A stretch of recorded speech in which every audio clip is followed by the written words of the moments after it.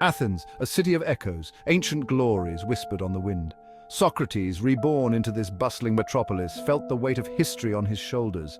He wandered past the Acropolis, dwarfed now by steel and glass giants. People rushed by, faces glued to glowing rectangles. By Zeus's beard, these Athenians are obsessed with small glowing boxes. He ducked into a coffee shop, hoping for a cup of hemlock, only to be confronted by a frothy concoction called a frappuccino. Modern life was proving to be a challenge for the resurrected philosopher. He yearned for the simplicity of the agora, where ideas clashed like swords. Little did he know a new agora awaited him, the digital battleground of the internet. Socrates stumbled upon a group of citizens huddled around a flickering screen. They argued with surprising passion about something called the American elections.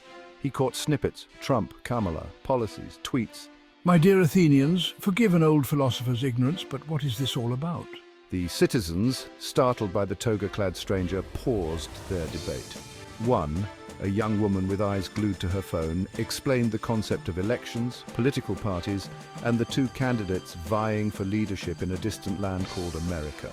And why does this concern the Athenian people so? Because what happens in America affects the whole world. Intrigued, Socrates decided to explore this digital agora. He borrowed the young woman's phone, after much gesturing and miming, and stared at the brightly colored interface. Twitter, she called it. He navigated through a barrage of short, often angry messages. Is this how modern Athenians debate, with such brevity and fury? He attempted to contribute to the discourse, posting a lengthy question about the nature of justice and leadership.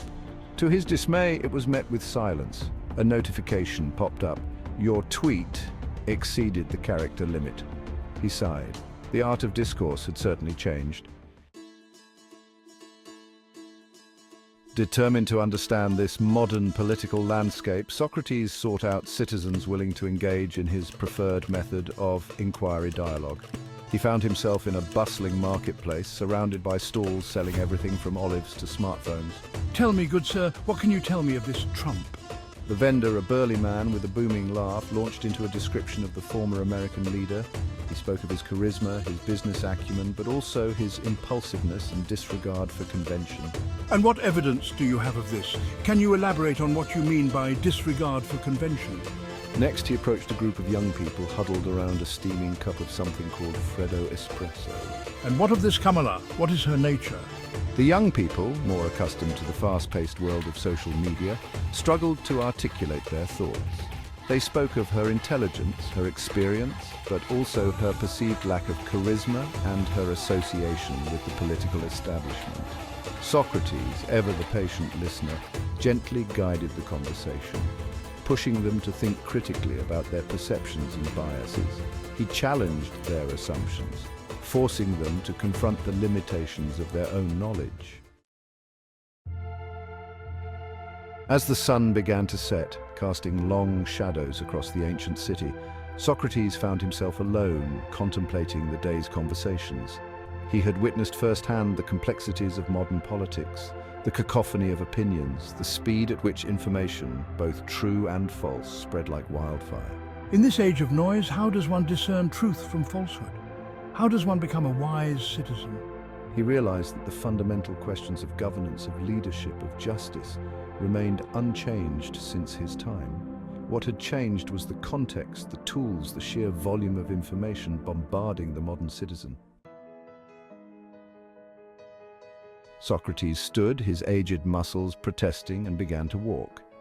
He may not have understood the intricacies of modern elections or the nuances of Twitter diplomacy, but he recognized the enduring responsibility of the citizen in a democracy. To engage in reasoned debate, to seek out knowledge from diverse sources, to question everything, to hold leaders accountable, to never mistake shouting for wisdom or brevity for profundity. These were the timeless principles that underpinned a healthy democracy. As he walked toward the Acropolis, now bathed in the soft glow of twilight, Socrates felt a glimmer of hope. The challenges may have changed, but the human capacity for reason, for critical thinking, for striving towards a more just and equitable society remained. The fate of democracy, he realized, rested not on who occupied the highest office, but on the wisdom and engagement of its citizens.